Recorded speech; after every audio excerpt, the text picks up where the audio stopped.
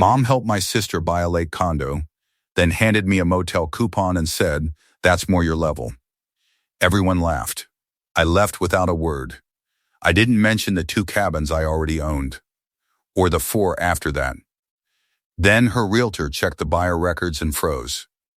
My name is Levi Ashby. I am 38 years old. I am a civil engineer, 12 years in the infrastructure division of a firm that designs bridges and drainage systems and retaining walls across the southeastern United States. My job, stated plainly, is to calculate how much weight a structure can carry before it fails. Load distribution. Stress concentration. The gap between what something appears to hold and what it actually holds. I have been doing this calculation on bridges for 12 years and on my family for longer than that. My mother's version of me had no load-bearing capacity. She built it out of the wrong materials and loaded it with assumptions she had never tested. I knew that. I let her keep building. A structure will tell you what it is made of when weight is finally applied. Here is what Wendy Cross saw on her laptop screen at my sister's lake condo party on the 3rd Saturday of October. Wendy is a realtor. She handled my sister Claire's condo purchase, and she has handled 2 other transactions for my mother's side of the family over the years, which makes her a family friend in the specific way that a professional becomes a family friend when they are useful and pleasant and show up to the celebration afterwards. She had been at the party for 2 hours when one of Claire's neighbors, who was also a guest, asked her about property values on this part of the lake. Wendy reached for her laptop the way professionals reach for their tools when someone asks them a question they can answer well. She opened the county property transaction database. She searched the Lake District. She typed in a street name to look at recent sales. The results came back. She was reading through them, explaining something about price per square foot when her hand went still over the keyboard. She had not searched for my name. She had not been looking for anything related to me. My name appeared in the results because the database returns all recorded deed transactions in the search area, and my name was on 6 of them. She looked at the screen for a moment. Then she turned the laptop toward my mother, who was standing at the kitchen island with a drink in her hand. She said, "Is this your son?" That is where I will start. Everything before that moment is the explanation of why it mattered. I am a civil engineer. I spend my working life calculating how much weight a structure can carry before it fails. Load distribution. Stress points.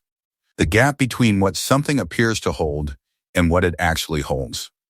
I have been doing this for 12 years on bridges and drainage systems and retaining walls across 4 states. I have been running the same calculation on my family for longer than that. My mother's version of me had no load-bearing capacity. She had built it out of the wrong materials and had never applied enough weight to find out. I knew this. I did not tell her. There is a reason engineers do not argue with structures. You let the load find the failure point on its own. It always does.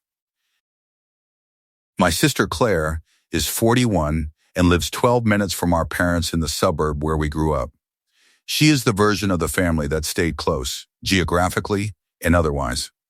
She married Doug Ward when she was 33, and Doug is an acceptable person, the kind of person you would not remember strongly in any direction.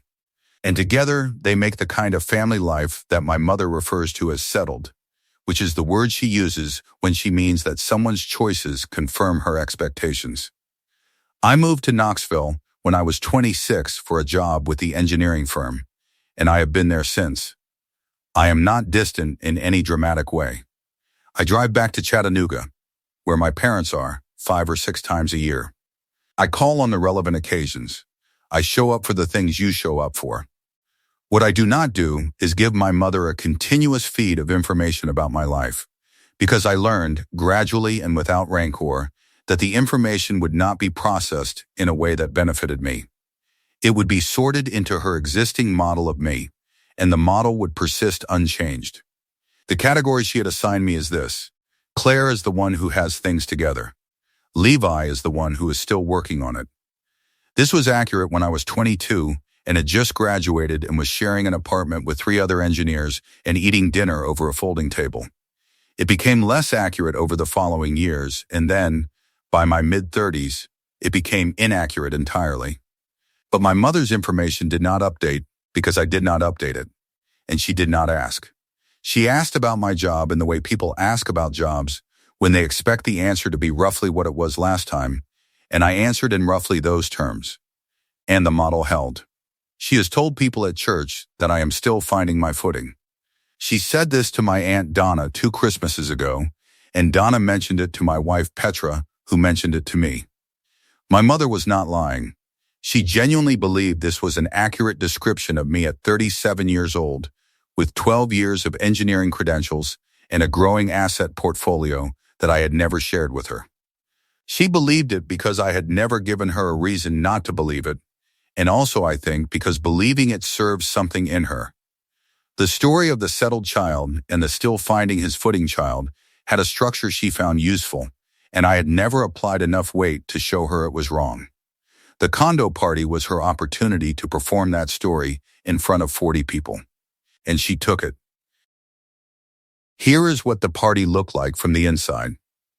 40 people, roughly, in a lake condo that had good bones and a view that deserved more house than the price had delivered, though the price had still been $287,000, and I had opinions about whether it would hold, which I kept to myself. Claire was in her element. Doug was in Doug's element, which is standing near food and being genial. My mother had contributed $40,000 toward the down payment, which I had known before the party because Frank had mentioned it without being asked to, and without apparent awareness that it was information I might file. Helen moved through the room the way she moved through rooms she had organized, which is to say with the energy of someone who knows where everything is and how it should go. She had a drink and an opinion about the furniture arrangement and the specific pleasure of a person who had invested in a thing and was watching the investment be celebrated. The guest book on the kitchen island was her idea. I saw her writing her entry and staying with it for a moment, which told me she had thought about what to say. I signed the guest book and wrote my name. I thought about writing something specific and decided against it. Below Helen's entry, which said, "To my daughter, your dream, our gift."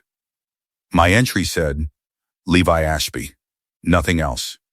I was near the back window looking at the lake, which was the most comfortable place in the room for me to be when my mother came over. She had something in her hand that I could not identify until she held it out. Yellow paper. Folded once. The kind that stacks on the counter of a budget roadside motel in a holder next to the mints. "Found this in my purse," she said. "Thought you might use it. Good discount on a room. A motel coupon. Chain name printed on the front. 25% off a standard room.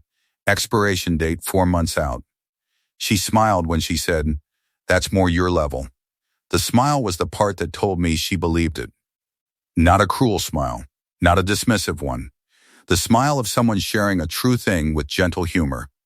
Someone who is certain enough in their assessment that they can afford to be warm about it. She thought she was being affectionately accurate.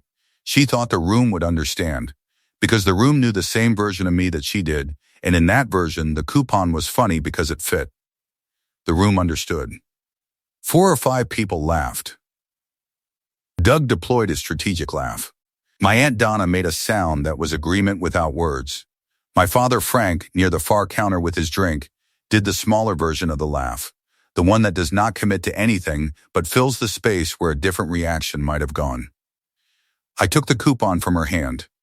I looked at it for exactly long enough to register what it was. I put it in the inside pocket of my jacket. I said thanks. I finished my drink. I said goodbye to Claire, who was across the room, and who accepted my departure with the mildly distracted warmth of someone whose party was going well and who knew I was not likely to be the last person to leave. I nodded at Doug. I looked at my father, who looked back without changing his expression. I walked to the front door and down to the driveway and got into the 9-year-old truck. Nobody mentioned the 2 cabins I owned on the north end of the same lake, because nobody knew about them. My mother thought she was handing me a coupon I could use. The gap between what she thought was happening and what was actually happening was not something I saw any reason to close in that room, at that moment, in front of those people. I drove home. In the car, I thought about the first cabin. I drove home in the 9-year-old truck with the coupon in my inside jacket pocket and the lake visible through the gaps in the trees along the road. The evening was coming in, the light going orange-gray over the water, and I drove without the radio because I wanted the quiet. I was not going over the party in my head the way you go over something that has wounded you. I was thinking about the cabin on the north end, the one I had bought 4 years ago, and about the covered porch that faced the water, and about whether the fact of that cabin made the coupon funny or simply made it inaccurate. I kept coming back to inaccurate. The coupon was not the worst thing that had happened at the party. The worst thing was the ease with which the room had accepted it as correct. Petra was at the kitchen table when I got home. She looked at my face when I came in the door, the way she looks when she is reading situation, and she waited.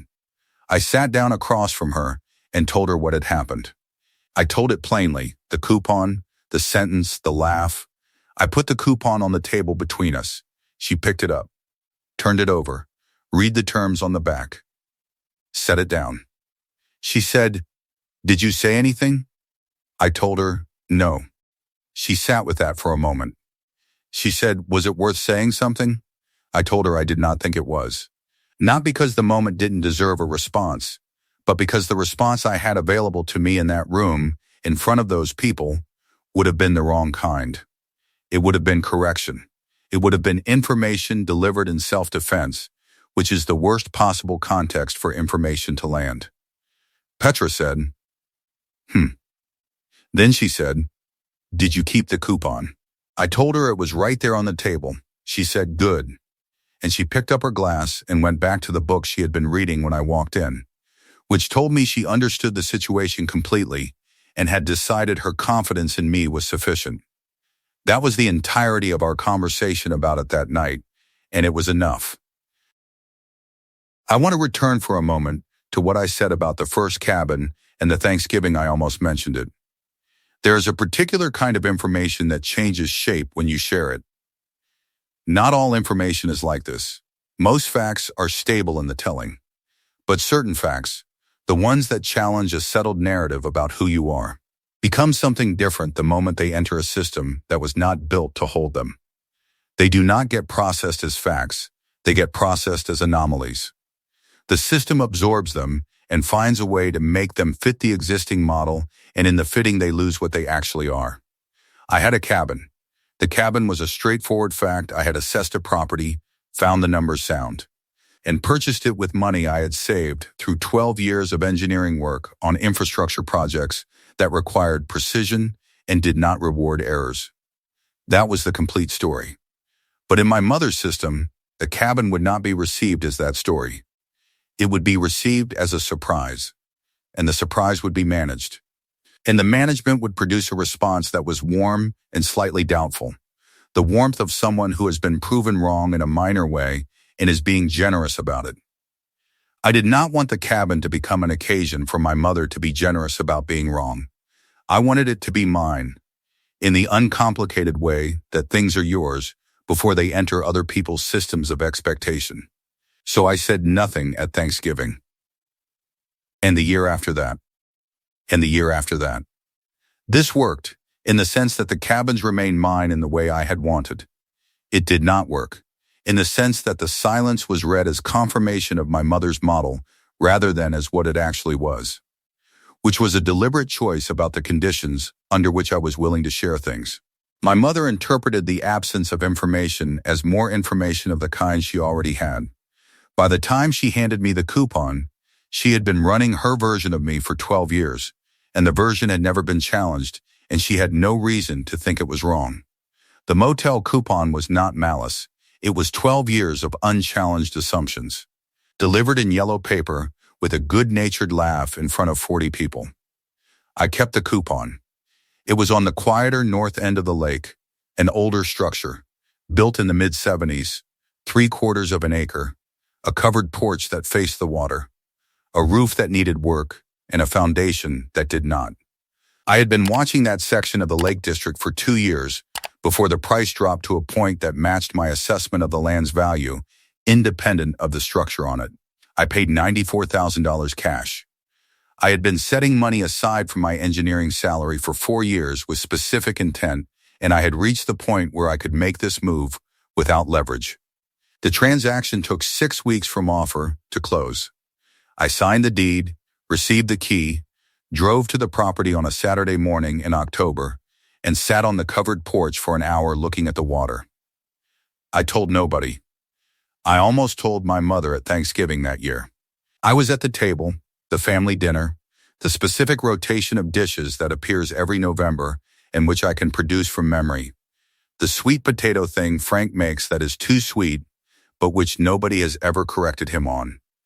The cranberry sauce in the good bowl. The rolls that are always either exactly right or slightly overbaked.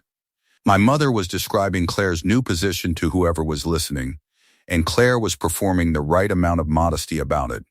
And Doug was agreeing with what Claire said. The cabin sale had closed 3 weeks before. The key was in my jacket. I had the information ready. I had even thought about how to say it. Not to make a moment of it, but simply to introduce a fact into the family record. I bought some property at the lake. That was the sentence. 7 words. I did not say them. I waited for a gap in the conversation where they would fit without interrupting, and the conversation did not produce a gap, and by the time dessert came, I had folded the news back up, and by the time I drove home, it was mine again, still unshared, which was the state I had decided I preferred. This was not about withholding. I want to be precise. I was not keeping the cabin from my family as a maneuver. I was keeping it from them because the moment I put it into the family system would begin processing it, and the processing would involve my mother's model of me. And the model would find a way to accommodate the information without revising itself. She would be pleased, mildly and with the residual doubt of someone who has the category already assigned. And the conversation would pivot to Claire's square footage, or Doug's promotion, or something else that belonged to the settled side of the family hierarchy. I would have given up a piece of information that felt like mine and received nothing for it except the performance of having shared it. I drove home from Thanksgiving with the key still in my jacket and the news still unshared and the cabin sitting on 3/4 of an acre on the north end of the lake, waiting for the Friday I would drive up and start on the roof. The second cabin came 8 months later.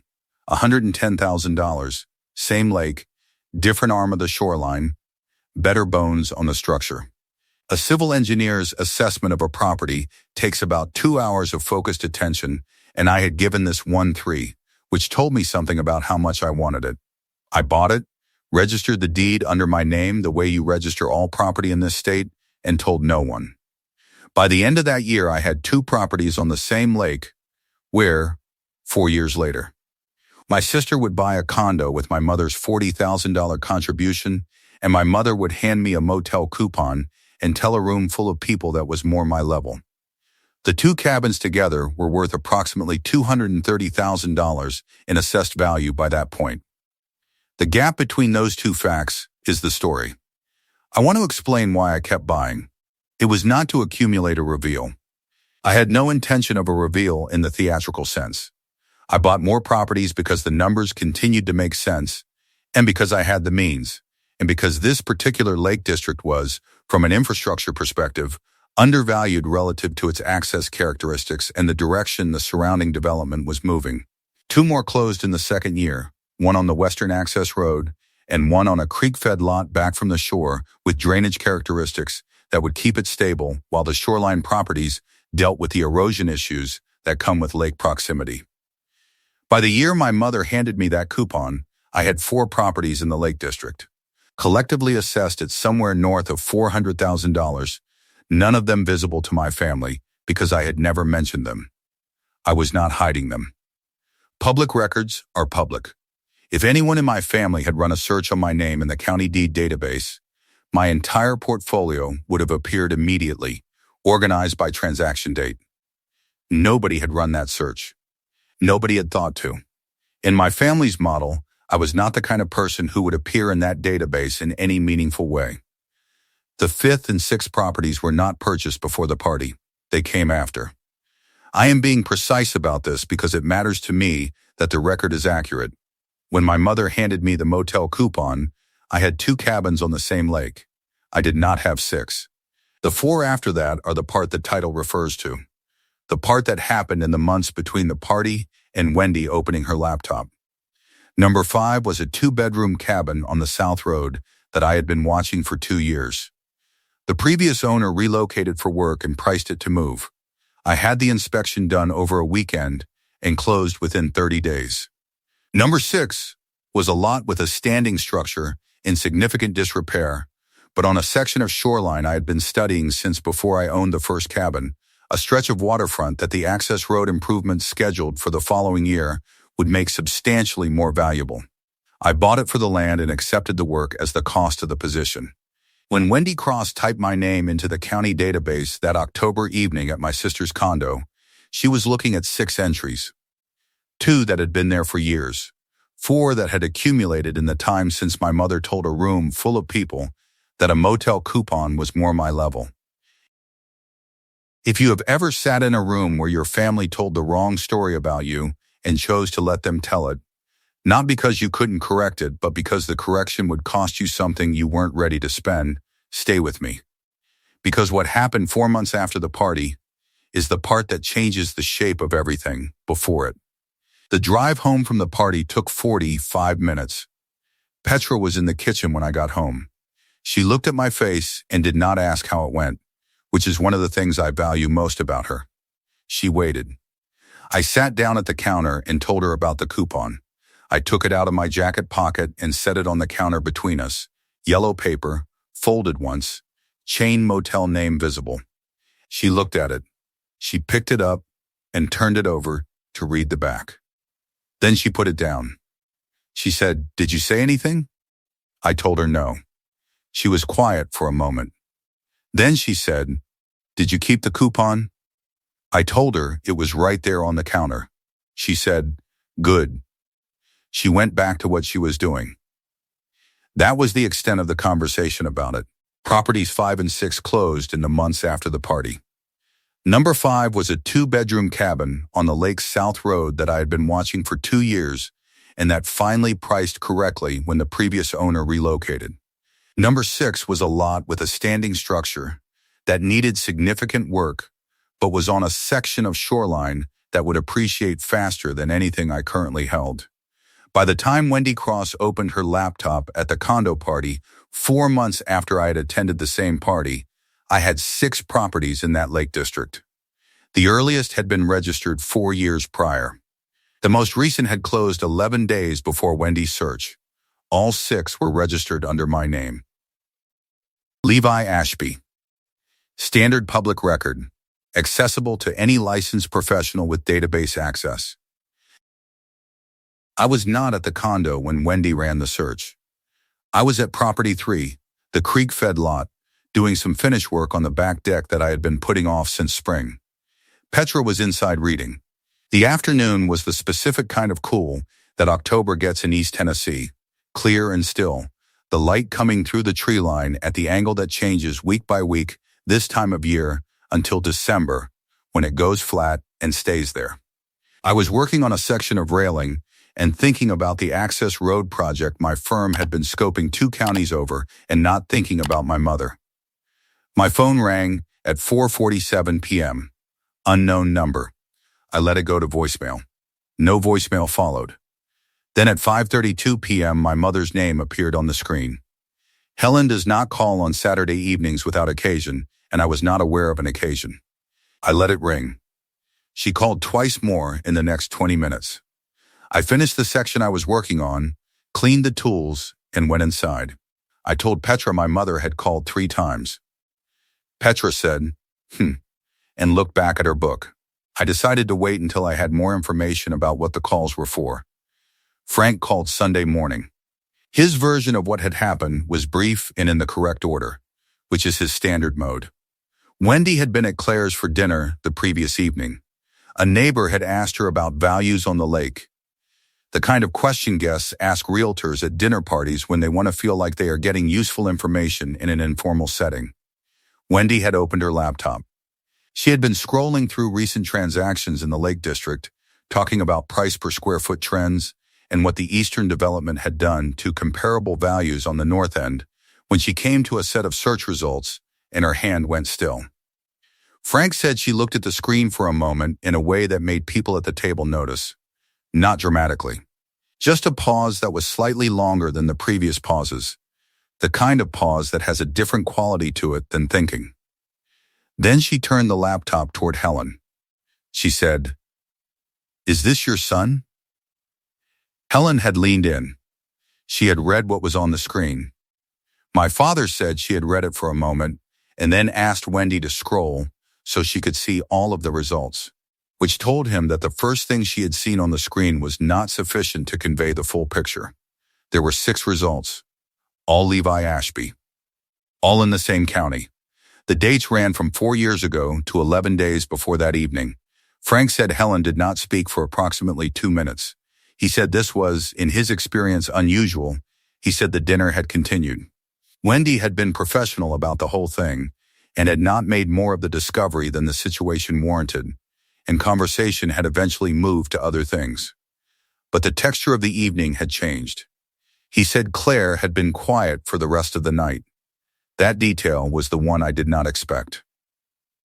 Claire, who had not been at the party when the coupon was handed to me and had not heard what was said, had now sat at her own kitchen table and watched her mother read a database screen with 6 entries of her brother's name on it.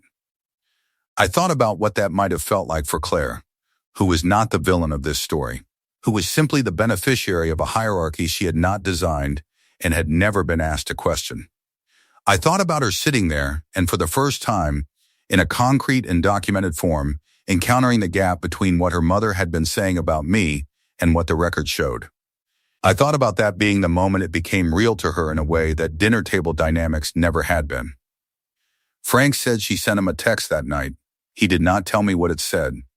He said it was not something he needed to share with me, which I took to mean it was something private that she needed to say, and that his not passing it on was itself a kind of protection for her. I respected that. He said, "Your mother feels bad." Not, "She was wrong." Not, "The coupon was cruel and she understands that now."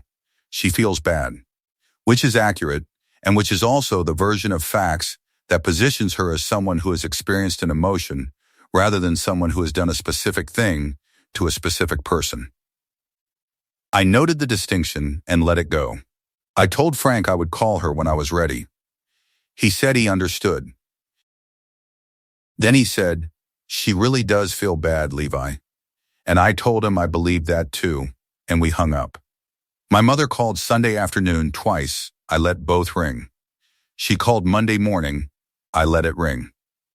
Monday evening, she left a voicemail that I played while standing in the kitchen of Property One, which I had been refreshing on weekends while I thought about whether to hold it or list it. Her voice on the message was slower than usual. She said she had seen the records. She said she had not known. She said she wished she had known, because things would have been different. She said the coupon had been a joke. She had just been joking. She had not meant anything by it. And then she said, "Why didn't you just tell us? We would have treated you differently." I stood in the kitchen of a cabin I had owned for 4 years and listened to my mother explain, with genuine feeling and no awareness of what she was actually saying, that her treatment of me was a function of information she possessed about my material circumstances, and that if the information had been different, the treatment would have been different. And she was offering this as comfort and apology. I listened to it twice to make sure I had heard it correctly. Then I deleted it and went back to work. Here is what I know about structures. A structure does not fail the moment it is built wrong. It carries weight for years, sometimes decades, looking sound, performing adequately, giving no indication of the deficiency at its core. The failure point arrives when a load is applied that the structure was not designed to carry. And the failure is not caused by the load. It is caused by what was in the structure from the beginning. The load only makes it visible. My mother had been managing a version of our family for 63 years. She had assigned each person in it a load-bearing capacity, a role, a position in the hierarchy, a set of expectations arrived at through what she had observed and what she had needed to believe. These assignments were not built from cruelty. They were also not built from accuracy. They were structures made from the materials she had selected for reasons that served her model and they had been carrying the weight of her certainty for long enough that she had stopped checking the foundation. The buyer database was not a revelation. It was a load. It was the first piece of information about me that entered her system at full weight, without my framing, without my voice on it, through a source that had no stake in her narrative. Wendy's database returned the records it held. 6 entries. All Levi Ashby. All in the same Lake District where Helen Ashby had been distributing motel coupons and telling rooms full of people that her son was more of a budget accommodation situation. The structure did not fail because of the database. It failed because of what had always been in it. The database was just the load that finally got applied. I called her back 3 weeks after the party. Tuesday evening, my kitchen table in Knoxville, a cup of tea going cold at my elbow. I had thought about what I wanted to say, and I had arrived at something that felt precise, which is the standard I try to hold for consequential communications. She answered on the first ring. She said my name in a way that had relief in it, and I understood she had been waiting for this call and had not been certain it would come. She apologized first, which I had expected. The apology was genuine, and it was general, the kind that acknowledges a wrong without identifying the specific mechanism of it. She said the coupon had been thoughtless. She said she had not meant to embarrass me. I told her I heard her and that I accepted it, and I meant both things. Then she returned to the voicemail sentence. She said she really did wish she had known, because she would have done things differently. She said it with the openness of someone who believes they are offering a path forward. I asked her which things. The pause that followed told me she had not anticipated the question. She said she would have talked about what I was doing at family dinners, the way she talked about Claire's trajectory. She said she would have shared it, been proud of it, the way she had been proud of Claire's things. I told her I believed all of that. I told her I also needed her to understand something about why I had not shared the properties, which was not primarily about her, but which I wanted her to have. I told her that every time I had observed what happened when I gave my family information about my life, the information went into a system that processed it against a model that had already been decided. The model was that Claire was the success story, and I was still working on it. Information that confirmed the model was received easily. Information that challenged the model was received with the specific warmth of someone who is surprised and trying to be generous about the surprise, which is a different thing from simply being glad. I had not wanted my cabins to be received with generous surprise. I had wanted them to be mine in the uncomplicated way that things are yours, before they are processed by other people's expectations of you. I had kept them to myself, not because I was building toward a reveal, but because the alternative, putting them into the family system to be categorized and benchmarked and responded to through my mother's version of me, had felt like a worse outcome than the silence. The coupon was the moment I understood that the silence had not protected me from the model. It had been read as confirmation of the model. My mother's version of me had been sitting there, accurate within her system, for 12 years, and she had been distributing motel coupons and driving past 9-year-old trucks in driveways and telling people at church that I was still finding my footing, and none of it had been cruel. Because none of it had been cruel in her understanding. It had simply been her honest assessment. I told her that was what I needed her to sit with. Not the properties, the assessment. She was quiet for a long time after I said that, long enough that I checked the phone to see if the call had dropped. It had not. She was there. She said, "I don't know what to say." I told her that was all right. I told her she did not have to say anything right now. She said she loved me. She said it with the urgency of someone putting a lot of weight on a small container. I told her I knew that. I told her I loved her too. And I meant it, in the complicated way that you mean things about people whose model of you has been wrong for a long time, and who are now holding the information that it was wrong and deciding what to do with it. We talked for a while after that, about Frank's back, about the engineering project I was finishing. She asked me more questions about the properties than she had ever asked about anything to do with me. The kind of detailed questions that told me she was trying to update the record in real time. inserting new information into spaces where the wrong version had lived. It was effortful for both of us, and it was the most genuinely curious she had ever been about my life, and I received that for what it was, which was the beginning of something that had not existed before this conversation, and which might become something worth having. Subscribe to Family Secret Tales.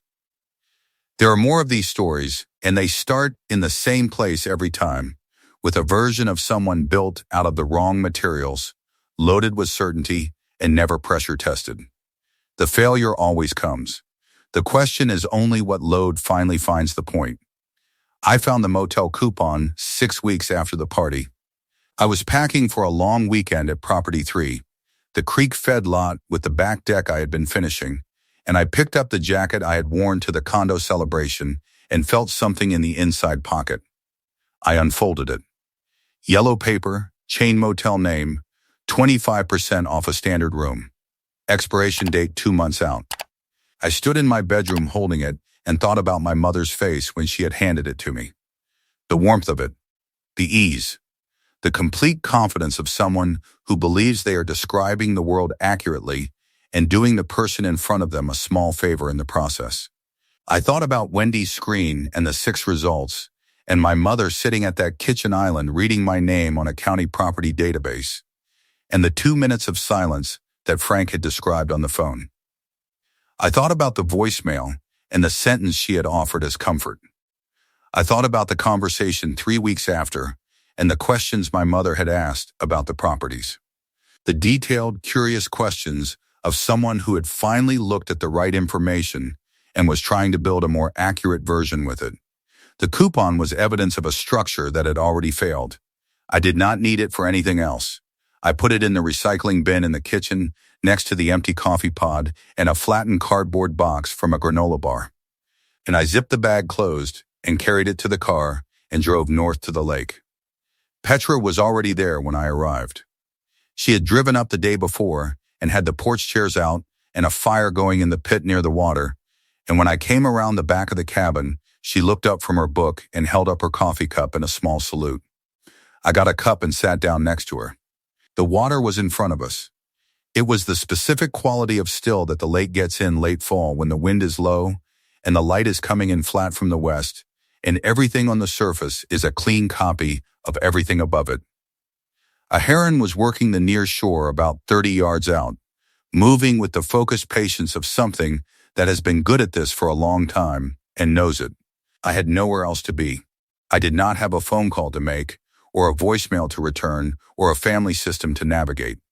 I had a cup of coffee and a covered porch and 5 other properties in the county where the 6th of them was, right now, sitting under this same light.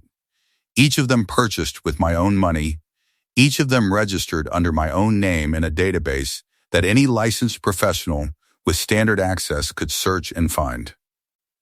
The heron did not move for a long time. Neither did we. The water was still. I had nowhere else to be.